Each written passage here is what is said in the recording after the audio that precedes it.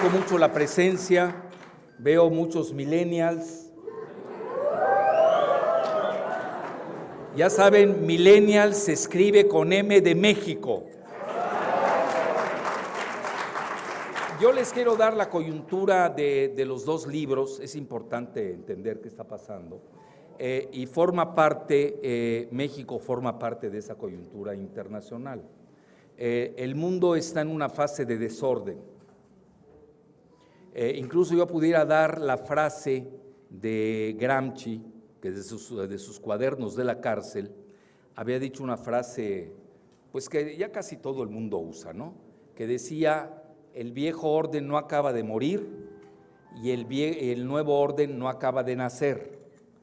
Pero hay una frase que no usan porque no les conviene a muchos, sobre todo los que están en las transiciones raras, es la de en la fase de transición, él le llamó intermezzo, en la fase del intermezzo surgen muchos monstruos, así que tengan cuidado. No se dejen engañar con los monstruos travestis que se hacen pasar por el nuevo régimen cuando son y huelen a fetidez del viejo régimen. Bueno, dicho esto, el mundo realmente, vean, no voy a meter mucho en eso porque me quiero basar mucho en los dos libros. Ya estamos viviendo la era post-Estados Unidos, así de fácil. Lo dicen los principales pensadores, que no hay muchos en el mundo. Gran parte del desastre del mundo occidental es que ya no hay sabios, ya no hay pensadores. ¿Qué hay? Agentes bursátiles, econometristas, encuestadores, luego comunicadores de quinta, supeditados a los multimedia ya carcomidos y quebrados tipo Televisa, etc. Ustedes quebraron a Televisa, ustedes tienen ese trofeo. Ya ahorita no saben ni qué hacer con Radiópolis porque ahí tienen una cosa que se llama Loretito, ¿no? ¿Quién va a comprar eso? Hoy ustedes están haciendo la noticia. Lo que pasa es que no están entendiendo que el poder vertical se acabó. Listo. Hoy, no quiero exagerar y decir que ese es el poder horizontal el que gobierna, yo diría que son ambos. Incluso iría yo hasta el triángulo, que esos son las pirámides del poder, porque vean, un poder vertical sería como un obelisco, es muy ineficiente en la transmisión de la comunicación del poder. Y un triángulo, y no se equivocaron ni los egipcios, ni los mayas, ni los aztecas, ustedes saben, un triángulo tiene una punta y transmite el poder a dos. Y el de abajo, cada uno transmite el poder a otros dos, por eso es más eficiente la pirámide. Aquellos que quieren hacer del poder una circularidad, pues falla, porque van a estar dando vueltas. Lo más eficiente ha sido la pirámide. Pero yo creo que hoy en la fase de las redes sociales, que ya no saben cómo detenerlas, esa es la realidad, hay que tener la interacción de la verticalidad con la horizontalidad. ¿Y eso cómo se da? Yo diría con una pirámide, pero que delegue mucho poder a sus dos lados. Hoy no puede gobernarse, porque vean, estamos gobernando en el siglo XXI con una democracia caduca, no sirve, así para acabar pronto. Vea usted, Clístenes, que es el que inventa el concepto de la democracia en Grecia, por ahí del siglo VI antes de Cristo, pensó en algo que no se está usando en el siglo XXI, y es lo que está acabando al mundo occidental, que se suicidó, que es la isonomía. Isonomía, ¿qué quiere decir? Que es la igualdad de los ciudadanos ante las leyes. Ese debe ser el primer principio de cualquier democracia. Imagínense, estamos recurriendo a conceptos del siglo VI antes de Cristo. Ustedes saben que Clístenes era uno de los sobrinos, fue un sobrino lejano de Solón, el ateniense, cuando habían sabios, habían 7 sabios de Grecia, de Atenas. Hoy en el mundo occidental no hay sabios, todos son hedge funders, hackers, bueno, ya para qué me sigo, iba a decir otra palabra más fuerte, ahí la dejamos, foxes, calderones, toda esa fauna, ¿no? Son de undécima. Obviamente por eso está en decadencia el mundo occidental. Ahora lo que quiero llegar, ¿el libro en qué versa? Dos grandes, un presidente hoy, Macron, dice, ya es el fin de la hegemonía de Occidente. Y luego dice, la OTAN padece muerte cerebral. Bueno, yo no quiero aplicar ese diagnóstico de la muerte cerebral a los exgobernantes mexicanos porque me voy a ver muy cruel. Entonces dejémoslo ahí. Y luego Sarkozy, en estos días, acaba de decir igual que ya la hegemonía de Occidente se acabó y el eje se fue a Asia. Pero ahí se equivoca porque él comenta de que se debe a la demografía. Dice, de los 7,000 habitantes que hay en el planeta, 4,000 millones están en Asia. Es muy simplista eso, no es nada más eso. Yo creo que Macron entendió mejor lo que está pasando. Lo que pasa es que tanto, incluso él lo comenta, hoy los tres grandes poderes son Rusia. Bueno, ¿y por qué Rusia? Rusia, a pesar de que sufrió una debacle, una catástrofe, como le llama Vladimir Putin, con el colapso de la Unión Soviética, la salva su misticismo, su espiritualidad, que a nosotros nos sobra en México, es lo que más tenemos. Entonces, ese misticismo y esa espiritualidad rescataron a Rusia de los cementerios en la que ya la habían arrumbado Yeltsin y Gorbachev. Eso hay que entenderlo muy bien. Incluso hay un libro fantástico que hace Alexander Dugin, que se llama La Cuarta Teoría Política, y se los recomiendo, donde habla precisamente de que es el ideólogo del zar, Vladimir Putin, nada menos. Y ustedes saben, hoy la primera potencia militar del mundo lo reconocen los centros estratégicos de Estados Unidos. Ya olvídense de los que hacen ahí análisis financieristas y estos, o sea, siempre engañan. Yo hablo de la gente seria que sabe de estrategia y reconocen que ya Rusia está 20 años adelante en la carrera armamentista, sobre todo con varias armas de ensueño que son hipersónicas. Bueno, ahí me quedo en eso. Yo nada más les quería dar más o menos el panorama, cuál es el contexto.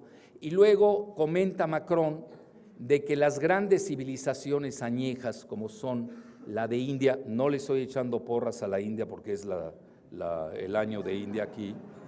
Él lo dijo antes de que yo supiera que iba a estar aquí India patrocinando, pero es una gran civilización que ha regresado. Yo diría está en el cuarto lugar detrás de las tres grandes, en un análisis geoestratégico, no un análisis sociologista o ultrarreduccionista o financierista. Y luego tienen ustedes también a China. Entonces ahí tienen, este es el panorama del mundo. Se los digo con humildad y rigor, yo siempre expresé que el mundo iba a un orden tripolar, ya estamos en ese orden tripolar.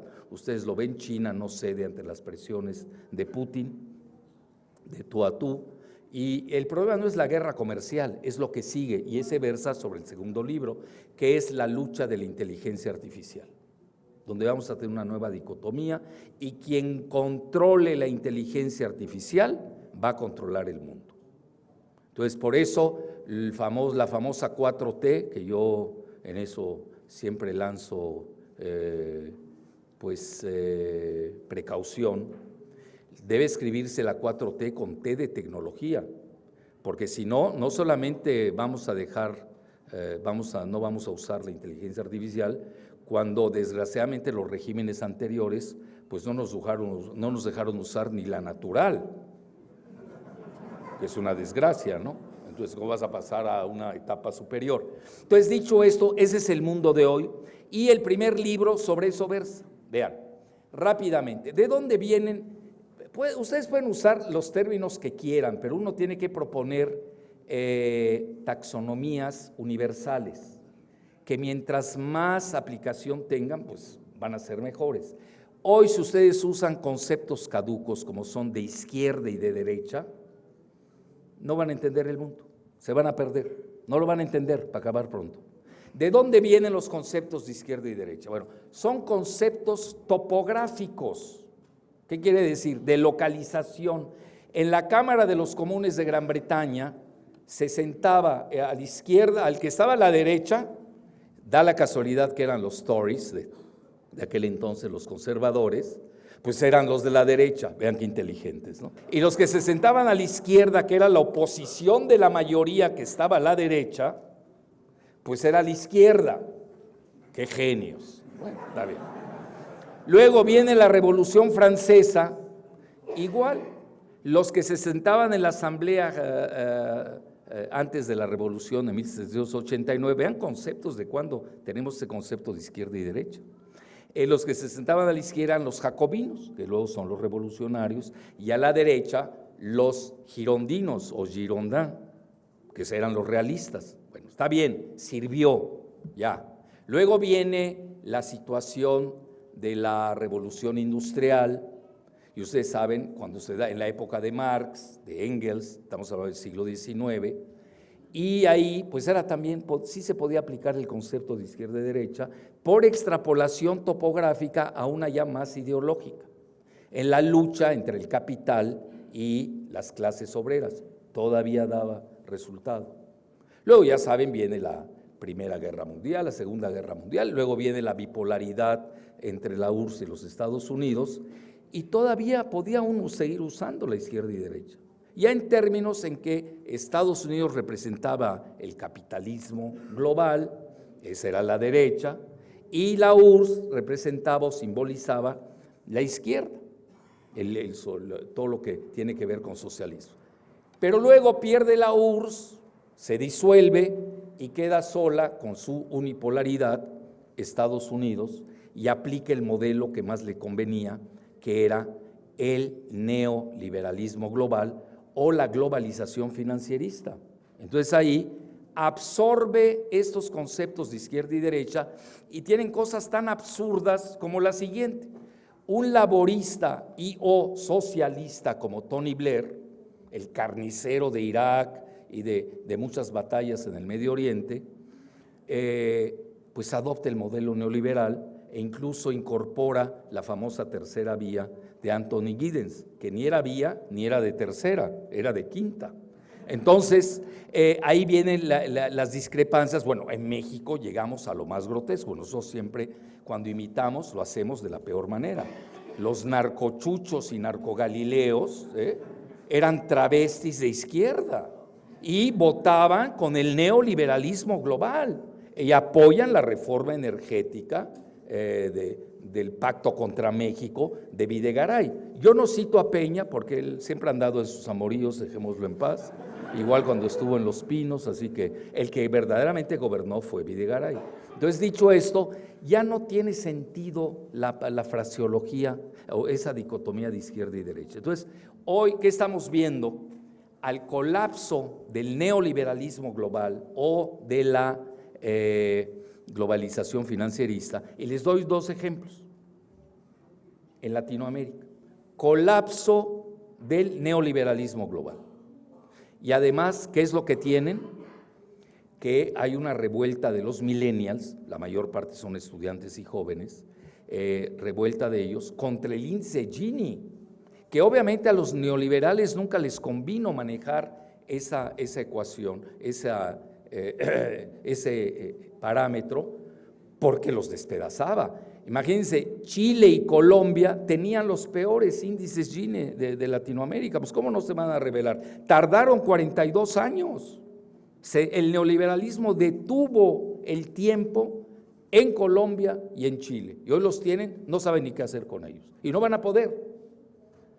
¿A qué recurrieron? Chile empezó con el militarismo, es decir, el neoliberalismo es impuesto por la fuerza con un golpe de estado de Pinochet, los Chicago Boys, etcétera, etcétera, y no funcionó. Por eso tenían el índice Gini, que es el que marca la disparidad entre pudientes y los pobres. Era uno de los peores del mundo a nivel africano. Es más, hoy África está mejor, fíjense de qué grado.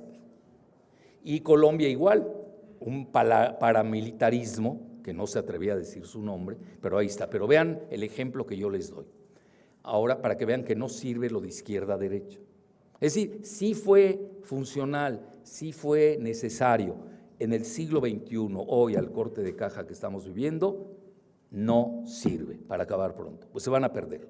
¿Qué sucede? Ahí tienen ustedes, en Chile, la revuelta es contra la derecha. Nos guste o no, en Bolivia pasó lo mismo, claro, ahí con otras consideraciones. Un gobierno de izquierda que incluso se decía socialista, le dan un golpe militar pero ahí estaba en juego el litio. Entonces ahí empezamos a tejer fino, cuando ya elevamos de nivel la profundidad del pensamiento. ¿Y qué es lo que vemos? Pues de que hoy hay una lucha tecnológica entre Estados Unidos y China por el litio. ¿Por qué razón? Porque con el litio se van a hacer los carros eléctricos, se usan los celulares, las laptops, etcétera, etcétera. Y ya a Trump le vale un comino si es de izquierda o de derecha. Él va tras el litio, punto. Lo demás no le interesa si es de izquierda el de Chile o el de Bolivia es perdón, si el de Chile es de derecha o el de Bolivia es de izquierda. A nivel geopolítico, lo que le importa a Estados Unidos es de que China ya no siga atesorando más el litio, que ya tenía grandes contratos con el gobierno de Chile, así como con el gobierno de Bolivia. Por eso yo llamé al golpe de Estado de Bolivia el litio golpe. Entonces ya ven que ya ascendimos de nivel, yo ya me queda muy barata, muy reducida este binomio, esta dualidad binaria entre izquierda y derecha. Entonces, ¿en qué estamos? Y ahí viene la parte interesante. Entonces, ¿qué sucede con el ascenso de Trump? ¿Qué sucede con el Brexit? ¿Qué son? Vean, los países que lanzan el modelo neoliberal, tanto en Gran Bretaña, que son Gran Bretaña y Estados Unidos, que son el thatcherismo y el Reaganomics, se reconvirtieron al Brexit. ¿Qué es el Brexit? Nacionalismo económico, salirse de Europa. Y el trumpismo, ¿qué es Trump? First America, ¿no? El primero es Estados Unidos. ¿Qué es? Nacionalismo económico, nos gusta, ¿no? Pero obviamente, lo que pasa es que hay muchos capitalismos, es multivariado, no es así tan lineal el capital. Es más sencillo hablar del neoliberalismo porque sabes que son los bancos centrales los que gobiernan el modelo monetarista. Es muy sencillo de explicar la globalización, los nacionalismos más difíciles. Entonces yo he propuesto, incluso quizás, sí viene en el libro, pero quizás le debía haber dado más punch, de soberanistas. Entonces ahí tienen ustedes, yo creo, vean, no voy a decir esto porque si, nada más con una condición, sí compran el libro los que no están, porque después de decirles esto, pues ya no lo van a comprar. Entonces, no van a escuchar esto. Digo, no quiero dañar a la editorial tampoco, ¿no? Luego que me pague el hotel, el avión, ya sabe, todo lo demás. Entonces, a lo que quiero llegar, con la imagen que tiene en la portada, sobra y basta. Y el mundo se divide en dos: globalistas contra nacionalistas. Y ahí viene, los globalistas en forma despectiva tildan a los nacionalistas de populistas. Ahorita abro un paréntesis de los populistas, que realmente, si somos más estrictos, serían soberanistas, porque creen en el Estado-nación, mientras que los globalistas no. Incluso Merkel llegó a decir que los países debían ceder su soberanía a cambio de una mayor aceptación en la globalización, abiertamente, no crean que lo ocultaba. Entonces, si ustedes ven bien la imagen, ahí tienen ustedes, del lado de los globalistas, en orden jerárquico, tienen los Rothschild, la banca Rothschild, que gana desde Waterloo. Son los que ganan en Waterloo. Ustedes saben cómo, ¿no?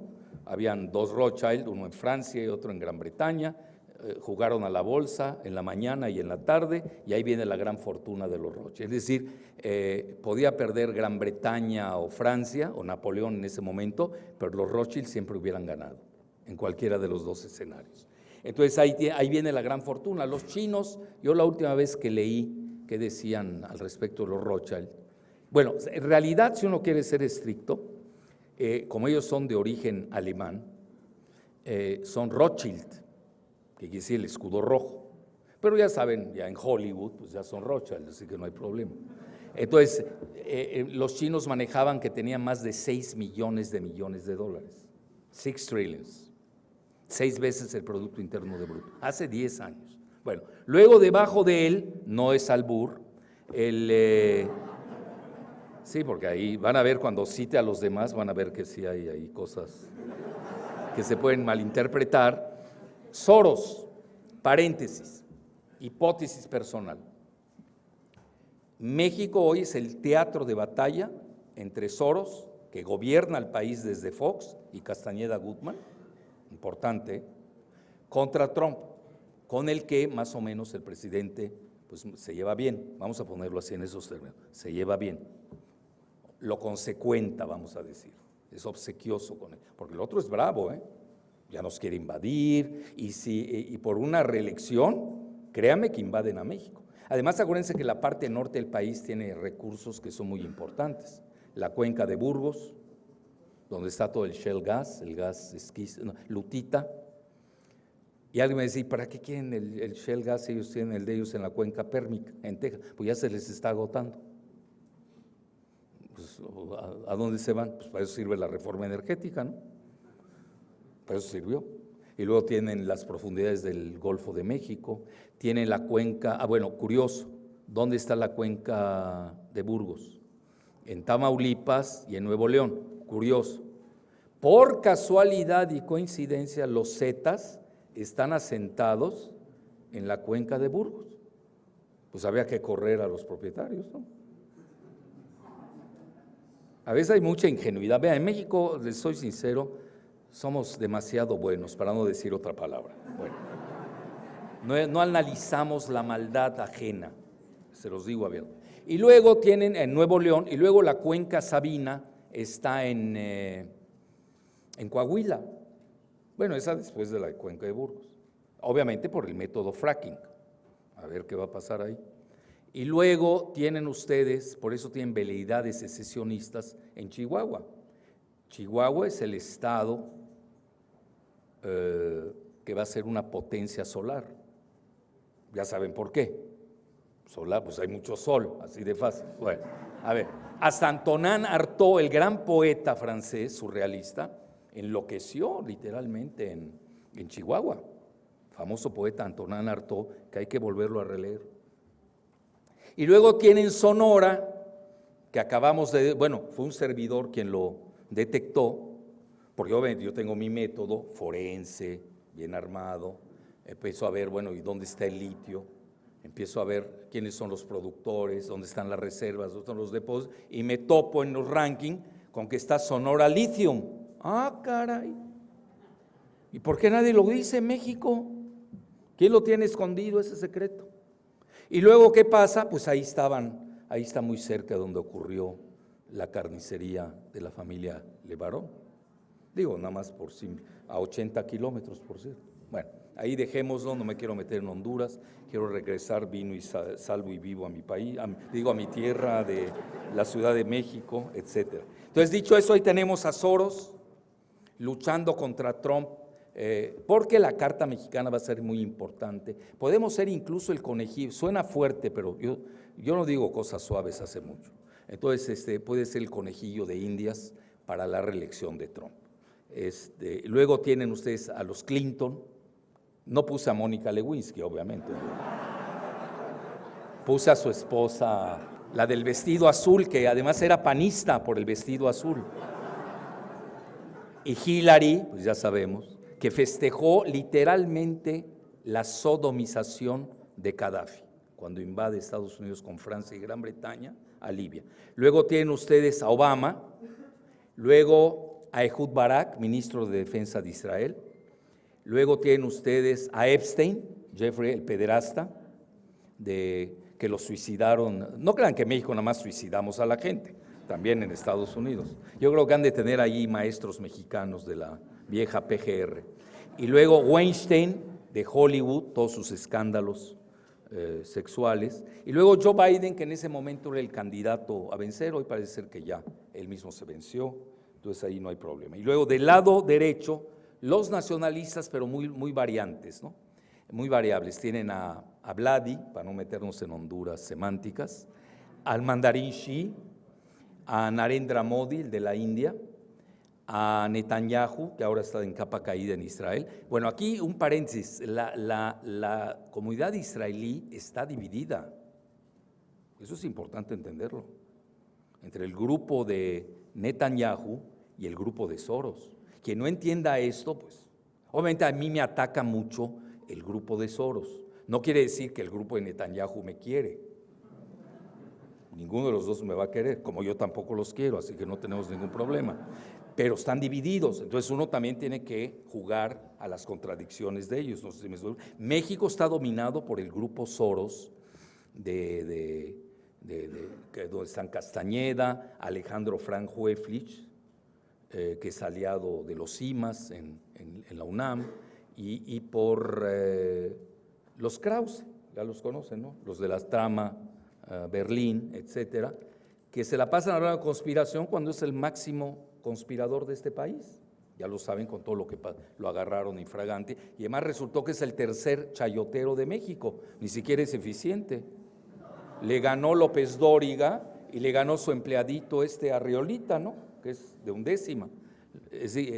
Recibía más dinero de Peña Nieto que estos dos citados. Luego tienen a Trump, que forma parte de ese grupo, a su yerno, que es Jared Kushner. Luego tienen ustedes a Sheldon Adelson, que es un casinero de Las Vegas. Luego tienen, bueno, aquí alguien puede brincar y no, yo tengo ahí, quizás sea el punto discutible, porque muchos dicen, no, es que está del lado globalista y no del lado nacionalista. Hasta cierto punto yo diría que no, por una razón, porque está Kissinger del lado nacionalista hoy.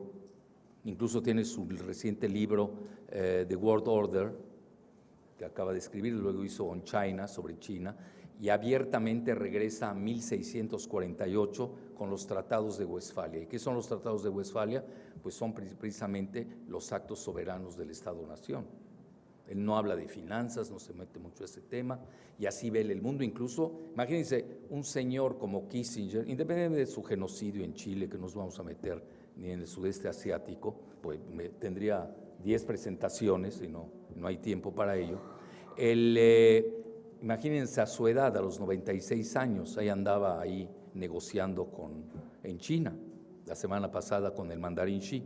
Y luego tienen, bueno, les decía, Kissinger está de ese lado, y Kissinger siempre fue empleado de los Rockefeller. Entonces hay muchos que quieren poner a los Rockefeller del lado globalista. Yo me resisto, nada más por la presencia de Kissinger, que es el que pensaba y además fuera su empleado en muchas áreas. Yo pondría a los Rockefeller del lado nacionalista. Bueno, eso sería en relación a este libro. Y ahí viene la parte primordial.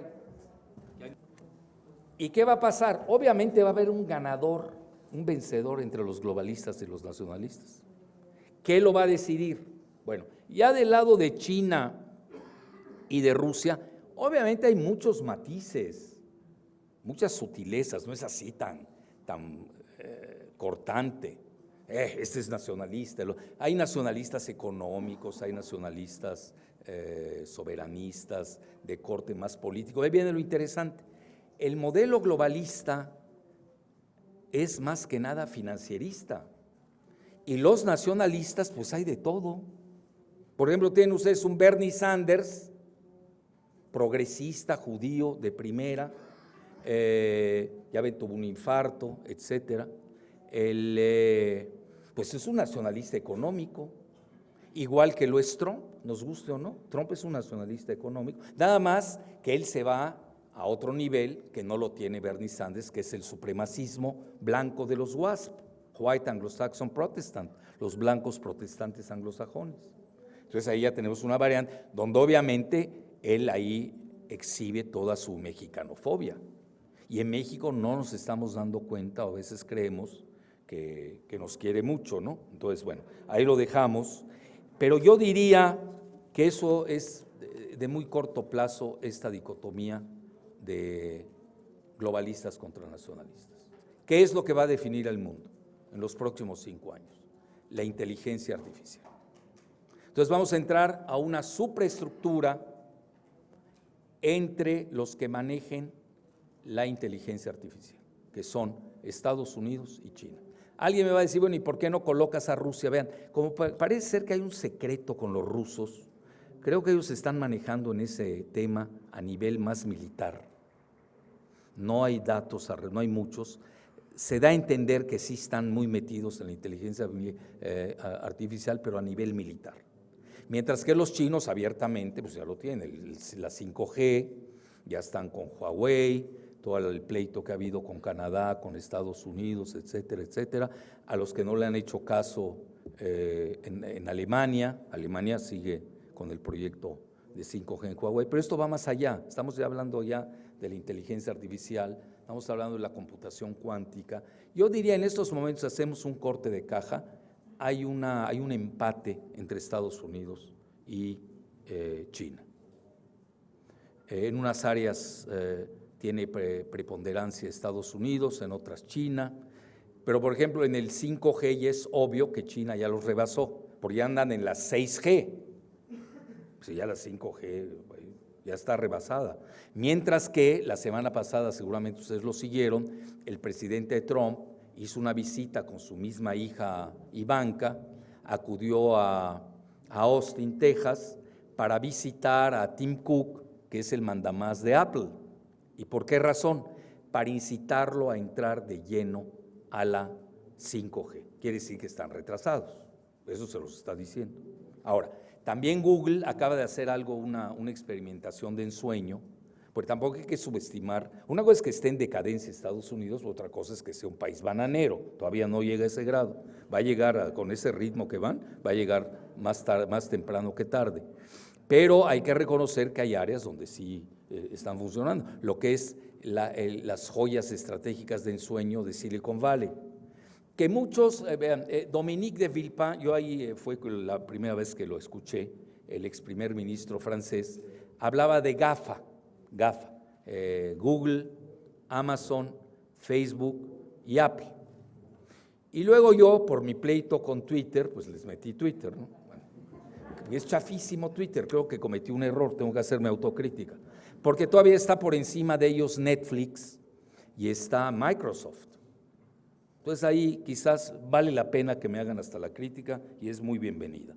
Pero da igual, a lo que quiero llegar es que está el GAFAT, está Netflix, está Microsoft y ahí les va para que vean ustedes la dimensión de lo que estamos hablando.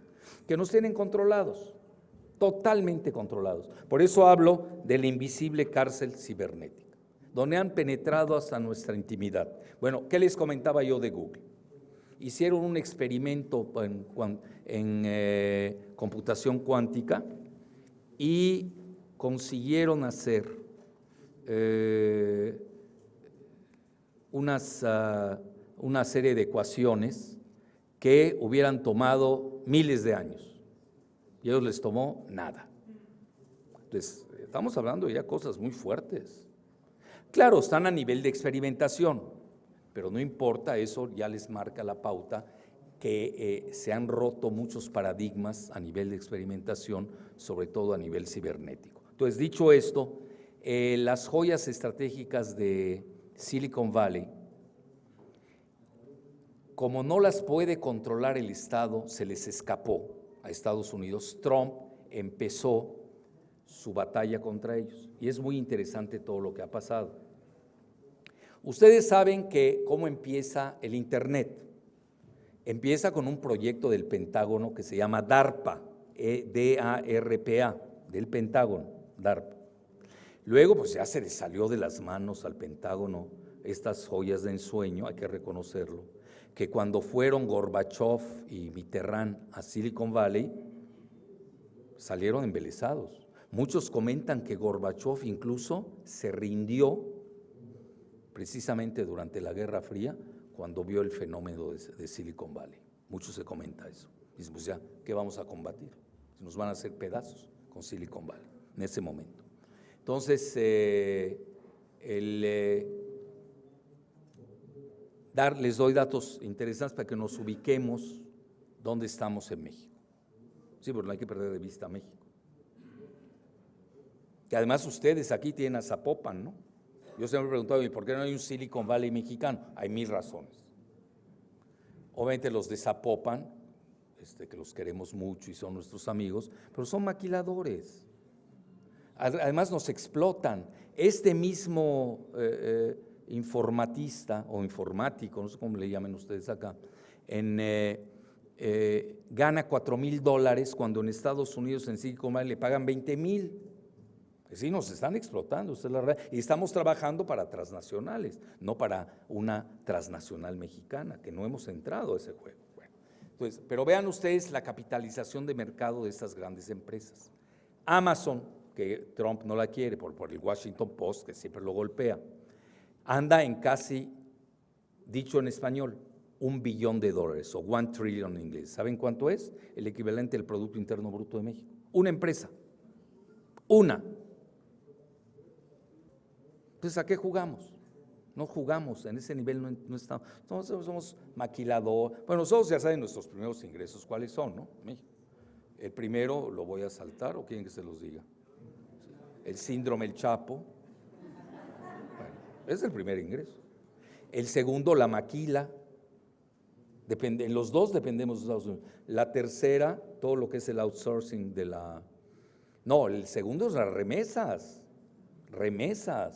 Dependemos de Estados Unidos. Y luego la maquila. Entonces, ¿de qué estamos hablando? Ya el petróleo cayó al 5º lugar.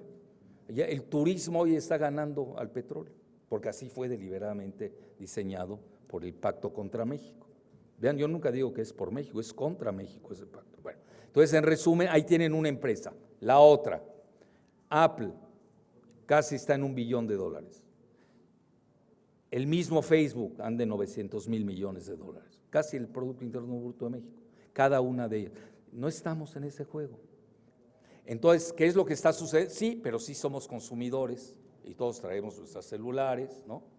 Y creemos que somos libres, ¿no? Cuando estamos en una invisible cárcel cibernética.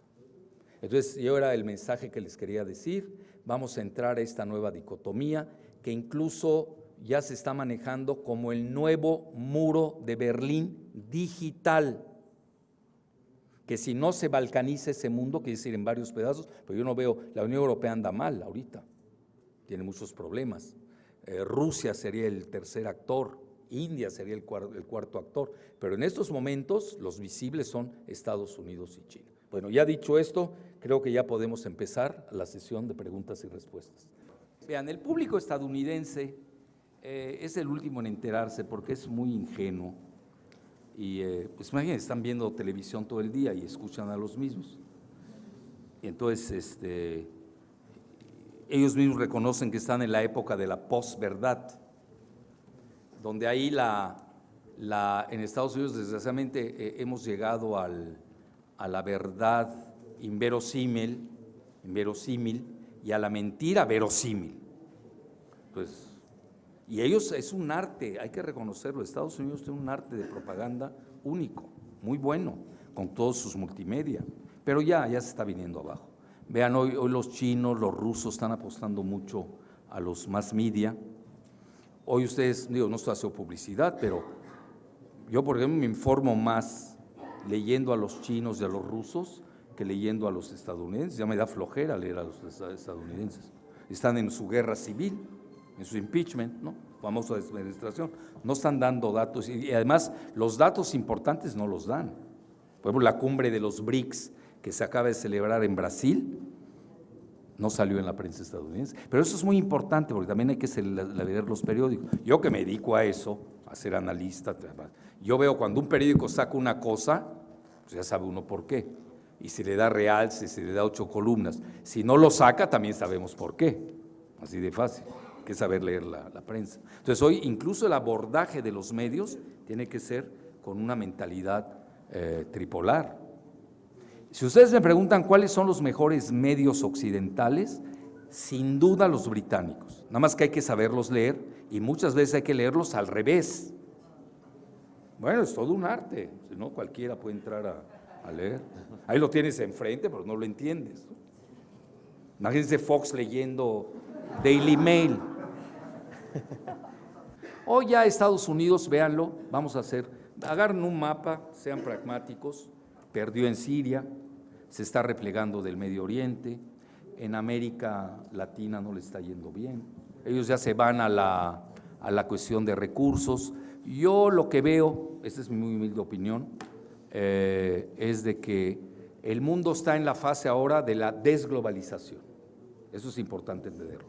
2, está redefiniendo el nuevo orden mundial, estamos saliendo de un desorden, estamos en una fase de transición, ahí o se acaba el planeta porque se agarran a bombas atómicas, que a ninguno de los dos le conviene, ni a Rusia ni a Estados Unidos, o se ponen de acuerdo.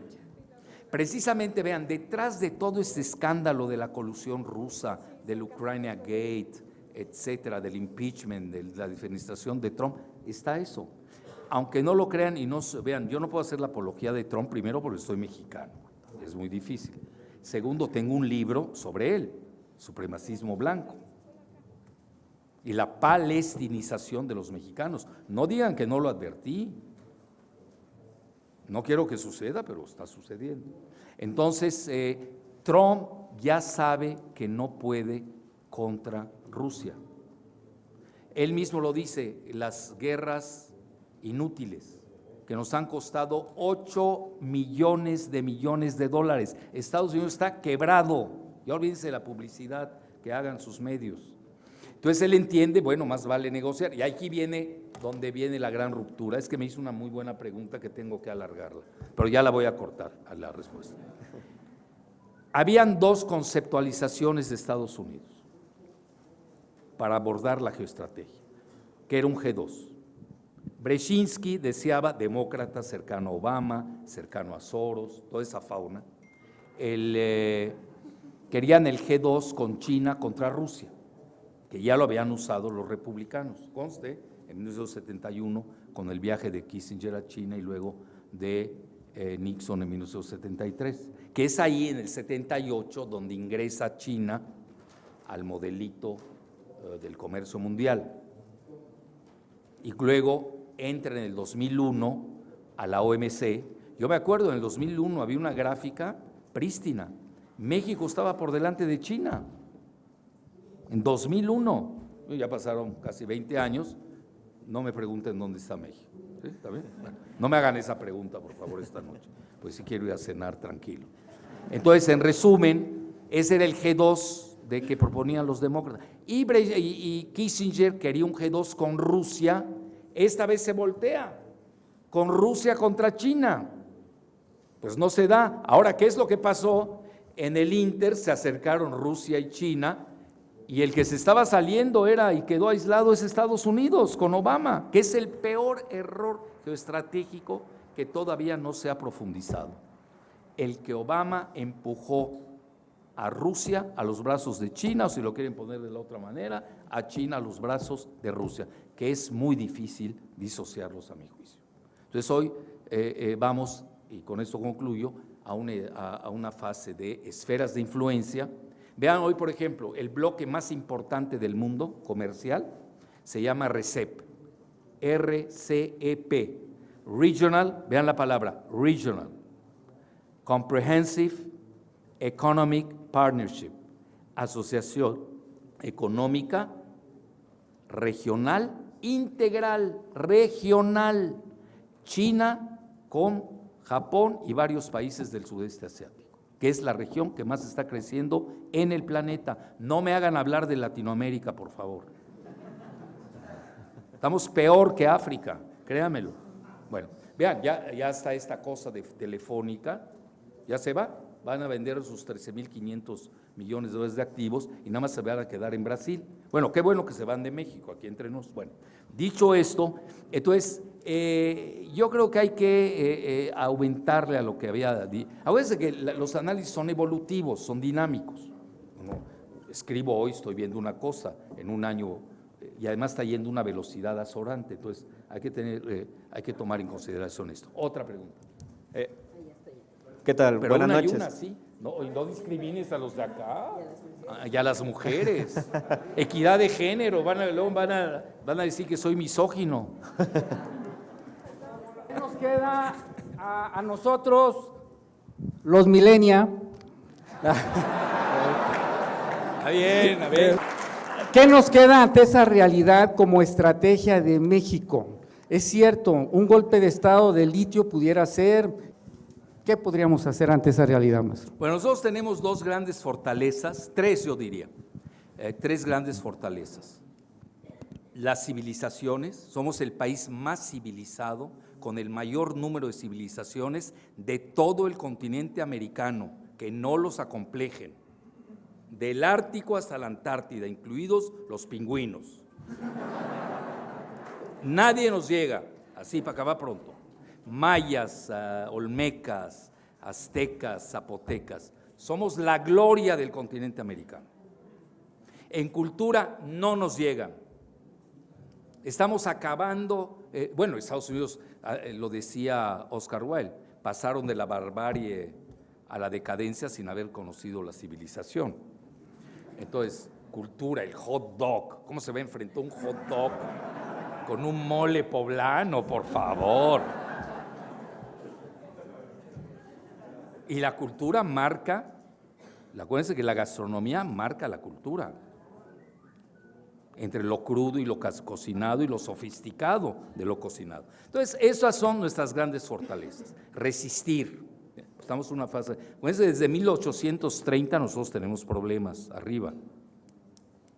Quieren balcanizar al país, dividirlo en tres, el norte Panasi, el centro híbrido y el sur tabasqueño casi, ¿no? Bueno, por mi amigo, ¿no? El presidente. Bueno, entonces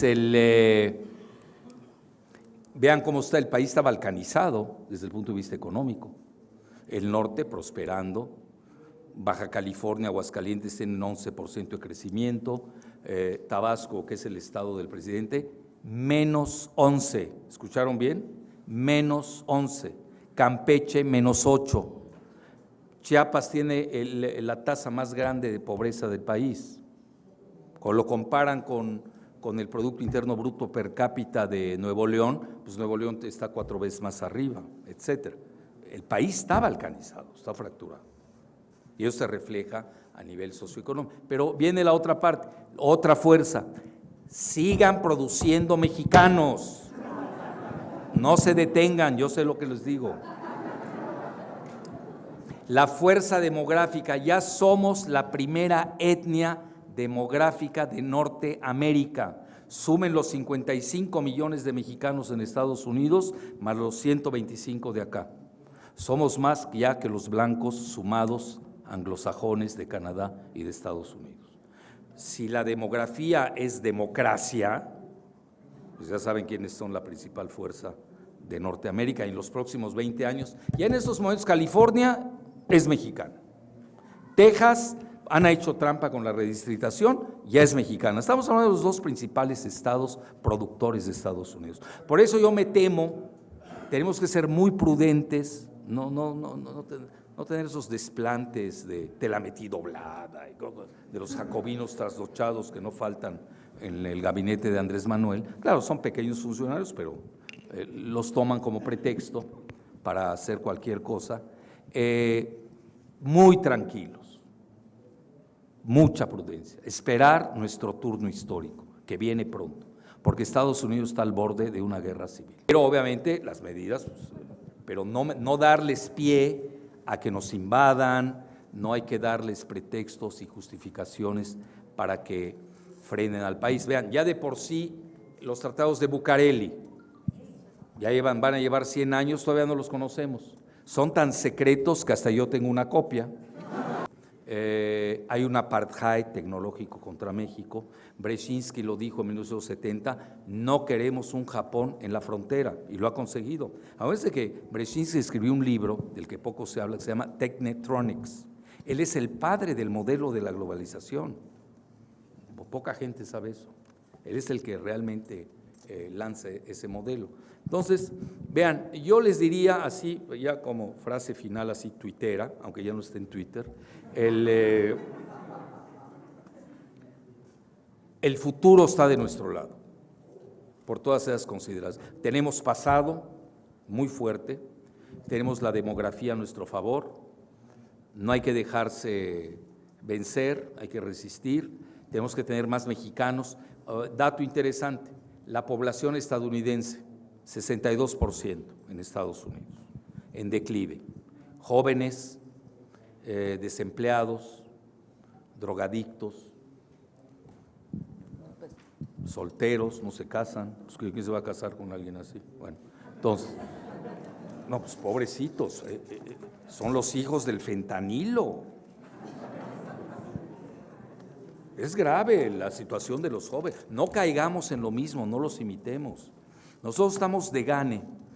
Alguien lo va a recordar en 10, 15 años, no lo sé, cuando vean ustedes la dinámica demográfica, nosotros ya ganamos, se ven las tendencias. Lo que pasa es que no hay que dejarse vencer. Bienvenido, maestro Jalife. ¿Por qué la tecnología fue su tema en esta ocasión? Porque estoy viendo que el mundo en los próximos 5 años es el pleito tecnológico entre China y Estados Unidos y se está definiendo con la tecnología. ¿Y Ese va a cuál ser es- el mundo. cuál es Lo su- dijo el zar Vladimir Putin. Quien domine la inteligencia artificial va a dominar el mundo. ¿Y saben a quién se lo dijo? A unos niños de primaria en las afueras de Moscú. Yo se lo estoy diciendo aquí a gente rozagante, se ven bien portados, con inteligencia. Se lo digo a unos niños, pero obviamente el mensaje era para el país. Ok. Y Rusia tiene extraordinarios científicos. ¿Y usted El cómo- problema de Rusia, ¿cuál es? Su desequilibrio demográfico. Es más, Estados Unidos quería aniquilar a Rusia con su baja natalidad. ¿Y Y ahorita cómo- ya se están estabilizando. ¿Cómo ve usted pasó? el CONACYT para nuestros jóvenes? Bueno, esto, que buena pregunta. Vean, CONACYT sirvió, ya no sirve, acaba pronto. Es decir, fue en la época, no sé de quién fue, de Echeverría o de López Portillo, con Bravo Aguja, ¿no? Con Echeverría, y ya sirvió. Nosotros hoy necesitamos ni siquiera una secretaría, una supersecretaría de la tecnología. Ahora, es muy ingenuo lo que estoy diciendo. Vamos a aterrizar. ¿Por qué? No nos van a dejar en Estados Unidos. Oigan, si no nos dejan tener una refinería en Dos Bocas, nos lanzaron todas las reguladoras para descalificarnos, porque no quieren que crezcamos. A ver, si no sirve una refinería, Porque ¿cómo es que tienen Estados Unidos tantas en tiene, Estados Unidos. tiene centenas de refinerías? ¿Por qué las Exacto, grandes en potencias que acabo de citar tienen el mayor número de refinerías del mundo? ¿Y qué Tabasco no puede tener una refinería en Dos Bocas? Pues no, porque el negocio de Estados Unidos no es la extracción del petróleo, es vender la gasolina.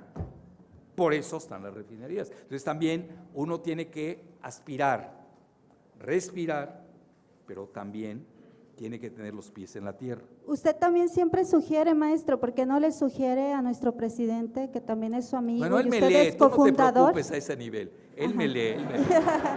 Tú no te Ok. preocupes. Lo que pasa, vean, yo siempre manejo. Hay algo importante que acaba de tocar. México está en una jaula geopolítica. Es la realidad. No es fácil zafarse de ella. Es como si alguien me dice, oye, y mañana en el pleito de China y Estados Unidos, les doy un dato duro, contrastado con los chinos, no crean que yo hablo así, nada más porque sí. ¿Por qué creen que fue el escándalo de, ¿cómo se llama esta que fue, que volaba muy bajo, más que alto, que estaba casada con Peña?